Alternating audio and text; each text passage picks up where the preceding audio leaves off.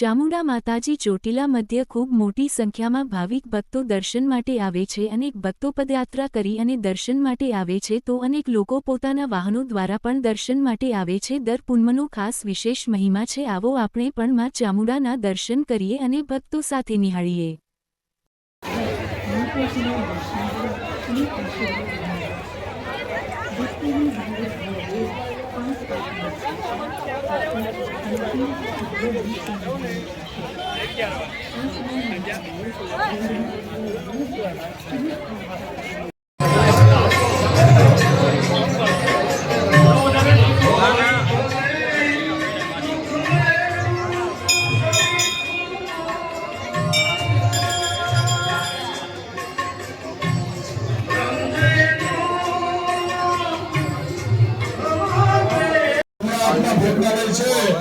तो मां चामुंडा माने प्रसाद लेने आगे पधारो।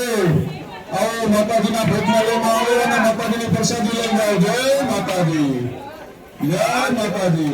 माताजी ने भोजनालय चालू छे।